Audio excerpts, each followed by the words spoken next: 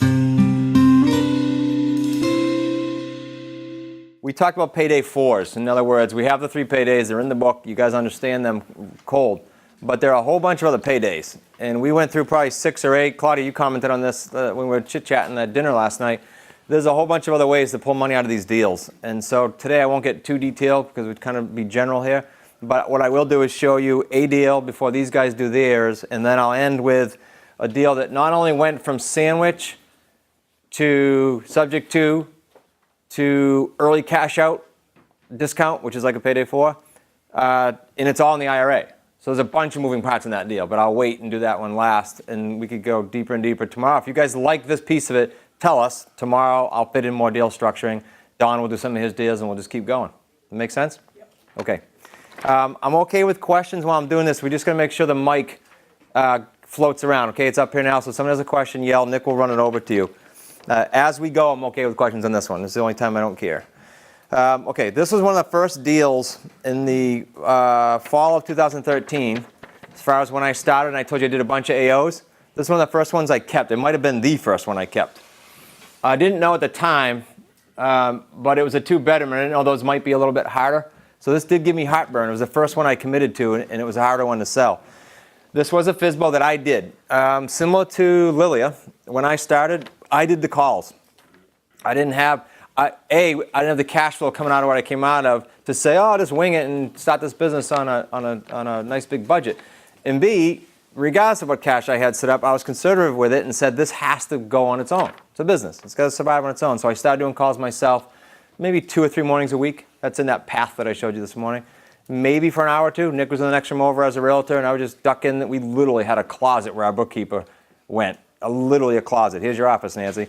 And I would go in that closet 2 mornings a week and do a couple hours of FSBOs. And that's where this one came from. This was a 2-bedroom.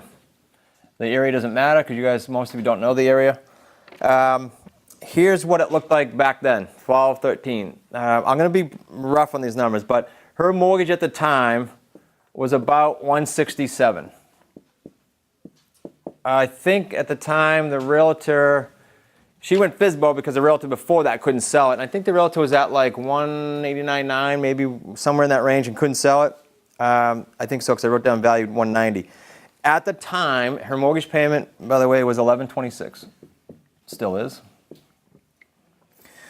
At the time, we structured a 36-month, which would have put us into, what, last fall? Okay, so I'll get to why we're still in this. So it started as a sandwich. At any point, if I lose anyone, please say stop and we'll get the mic over to you, okay? Sandwich lease expired. Okay, why was she selling? Remember I told you this is key because then this will tell you what you can do later with them. She got separated. It was somewhat amicable. He was literally moving out while we were going through this deal. He left. She wanted to go to Florida on top of the divorce, and we took it for no cash to her. We're going to take a few mortgage balance. We're going to pay this payment every month, and we're going to, on or before 36 months, get you cashed out. Here's what we did with it. Comps at that time, market wasn't great then still, so the comps were about 190, 195 tops as far as what you'd show if you ran true comps. We sold it for $219. $219.9, whatever it might have been. When did you sell it? It took a little bit. So we got this roughly September of 13. I think we sold it by November. When you're brand new, that is a little bit. That's like too long. Now 2 months for us is fine. This is Ursula, 15 Ursula. Yep. Okay, so some of these dates I'm going to try to make them make sense to you, but I'm just looking at my notes. So value now is closer to 240. I'll come back to that. Here's what we did with the first buyer. We sold this with 9,000. I'll show you the first buyer. It's the same buyer family. 9,000 down. That was up front, by the way. That was a decent one for my first sandwich. I had some way bigger AOs, but that was a great one for my first sandwich. $9,000 down, $1,450 a month.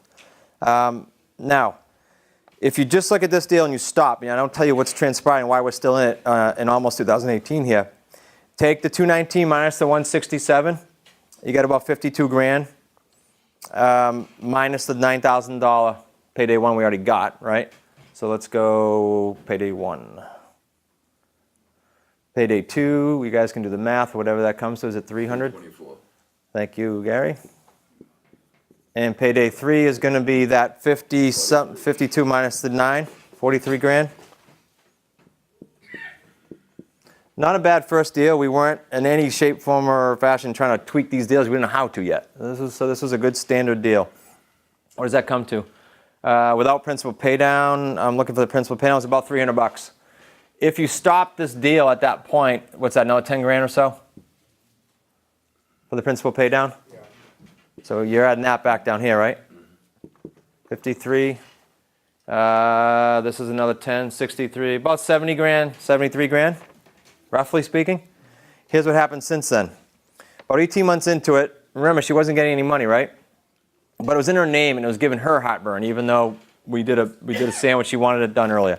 She kept calling me. We're halfway through and she's saying, when is this going to be done? I said, we got time still. I want the deed out of my name. Okay. I'm in Florida. I got remarried. I'm getting another divorce. This lady moves fast. So yeah. So long story short, I offered her $2,500. I think I don't have that written down. I think it was $2,500. I said and this is the first one I did subject to as well. If we give you $2,500, will you deed it over? The loan's going to stay in your name, but at least the house is out of your name. For whatever reason, this was bugging her. She did it. We did it all through the mail. My attorney. $2,500 went out. Closing papers came back. So we owned the house somewhere in, that would have put us what? Fall of 14, somewhere in 15. Now, here's what's happened since then. The couple that was in there, they weren't married yet. They separated. This house must have just bad mojo. But they were great, and he pays cash to this day every month. His name is Drew. And the lease, we talked about earlier, if the lease expires, Don said it, that, okay, now we're back in the driver's seat. The lease has since expired, because I think at the time we sold this on a 24, which would have been pretty standard for us to do. So they separate. He keeps paying. He eventually tells me they separated, and he's by himself, and this is why I haven't heard from his wife, his fiancée. So fast forward, we've now increased the rent, because now he's a renter. He's just a renter. He knows it. He knows that the price has gone up. I'll give you the numbers in a minute.